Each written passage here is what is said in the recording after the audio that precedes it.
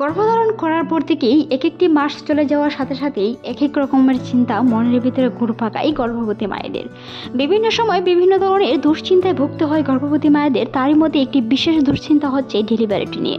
এক সময় মনের ভিতরে একটি ইচ্ছে কাজ করে নর্মাল ডেলিভারি নেওয়ার, তবে গর্ভ অবস্থায় প্রায় শেষের দিকে যাওয়ার পর মনে হয় যে নর্মাল ডেলিভারি থেকে সিজারটাই ভালো, কারণ নর্মাল ডেলিভারির ভিতরে অভিজ্ঞতা কম। তাছাড়া বিভিন্ন ধরনের জায়গায় শোনা যায় বিভিন্ন রকমভাবে ছিঁড়ে যায়, কখনো কখনো নিজ সিজার করতে হয়, বা কারো কারো ক্ষেত্রে সন্তানের মাথায়ও বা প্রতিবন্ধী পর্যন্ত হতে পারে।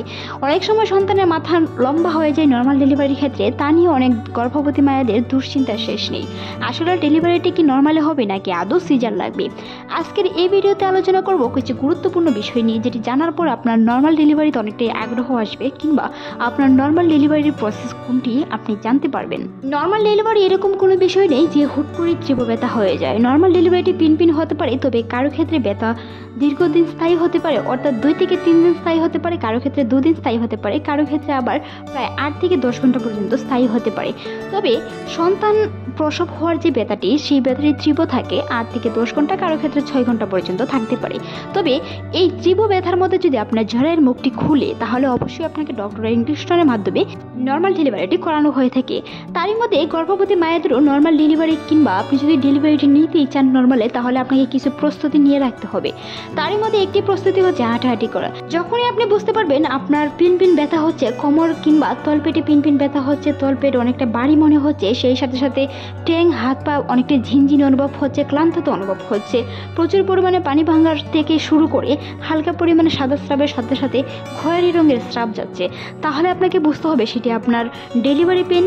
এখন থেকে এই মুহূর্ত থেকেই আপনাকে হাঁটাহাঁটি করতে হবে। মনে রাখতে হবে, যদি শুয়ে থাকেন সন্তান কিন্তু উপর দিকে উঠে যেতে পারে, সেই ক্ষেত্রে আপনার নর্মাল ডেলিভারিটি সম্ভব হবে না। মনে রাখতে হবে আপনার রক্তের গ্লুবিন ঠিক আছে কিনা, কিংবা আপনার স্বাস্থ্য পরিমাণ ডায়াবেটিস কন্ট্রোলে আছে কিনা, সেই বিষয়গুলো অবশ্যই বিশেষজ্ঞের কাছ থেকে জেনে নিতে হবে।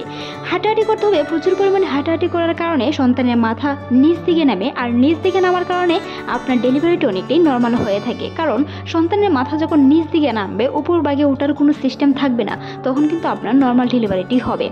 মনে রাখতে হবে সেই সময় অবশ্যই প্রচুর পরিমাণে পানি পান করতে হবে। এমনকি আপনার যদি প্রচুর পরিমাণে ব্লিডিং হয়ে থাকে, অবশ্যই চিকিৎসকের পরামর্শ অনুযায়ী চলতে হবে। মনে রাখতে হবে সেই সময় বাসায় বসে ট্রাই করার চেষ্টা করবেন না, অবশ্যই হাসপাতালে গিয়ে অভিজ্ঞ চিকিৎসকের মাধ্যমে দেখান আপনার নর্মাল ডেলিভারিটি হবে কিনা।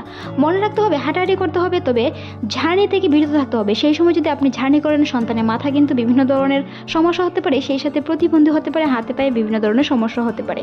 আপনার বাসাটি যদি হসপিটাল থেকে কিছুটা দূর হয়ে থাকে, তাহলে অবশ্যই নিরাপদ যানবাহন দিয়ে চেষ্টা করুন চলে যাওয়ার। মনে রাখবেন সেই সময় অবশ্যই বসতে যাবেন না, বসতে গেলেও কিন্তু বিরাট ধরনের প্রবলেম হতে পারে। তাই গর্ভবতী মহিলারা সেই বিষয়গুলো অবশ্যই খেয়াল রাখতে হবে। সিটের উপরে শুয়ে যাওয়ার চেষ্টা করুন। অনেকেই মনে করেন নর্মাল ডেলিভারি প্রচুর পরিমাণে ব্যথা হয় শুরু থেকে, আসলে সেটি ভুল। নর্মাল ডেলিভারি এরকম কোনো ব্যথা নেই যে হুট করে তীব্র ব্যথা হয়ে যায়। পিন ব্যথা হয়ে ব্যথাটি আস্তে আস্তে তীব্র হয়ে থাকে। ডেলিভারির 2 থেকে 3 ঘন্টা আগে, কিংবা 1 থেকে 2 সপ্তাহ আগে আপনি বুঝতে পারবেন এই কিছুদিনের মধ্যেই আপনার ডেলিভারিটি হতে চলেছে। তারই মধ্যে কিছু লক্ষণ হচ্ছে শরীর হাত পা চিনচিনে অনুভব করা, ক্লান্তিতে অনুভব করা, পায়ের মধ্যে পানি আসা। অনেকেই দেখা যায় পায়ের মধ্যে পানি আসে, কারো ক্ষেত্রে সেটি উচ্চ রক্তচাপ কিংবা উচ্চ স্বাস্থ্যের কারণে হতে পারে, কারো ক্ষেত্রে সেটি ডায়াবেটিস কন্ট্রোলে না থাকার কারণে হতে পারে, বা কারো ক্ষেত্রে সেটি কম হাঁটাহাঁটির কারণেও কিন্তু হতে পারে।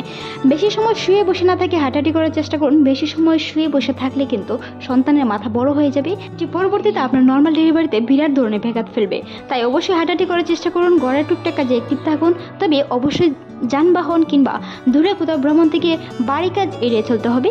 মনে রাখতে হবে গর্ভবতী মায়েদের বিভিন্ন ধরনের সতর্কতার সাথে তার সন্তান গড়ে তোলার অন্যতম কারণ। একজন সুস্থ মা, একজন সুস্থ সন্তান। সুস্থ মা মানে সুস্থ সন্তান। একজন মা যদি সুস্থ থাকে, সন্তান সুস্থ থাকবে। তাই গর্ভবতী মহিলাদের সতর্কতার শেষ নেই। বিভিন্ন ধরনের ব্যথায় নিরাময় পেতে হালকা গরম পানির ছেঁক নিতে পারেন, তবে অতিরিক্ত থেকে বিরত থাকার চেষ্টা করুন। ভালো থাকুন, সুস্থ থাকুন। রাধিকা বেবি টিপসের সাথেই থাকুন। এরকম অসংখ্য ভিডিও পেতে গর্ভবতী কিংবা শিশুদের আমাদের চ্যানেল সাবস্ক্রাইব করার অনুরোধ রইল। তখন দেখার জন্য ধন্যবাদ।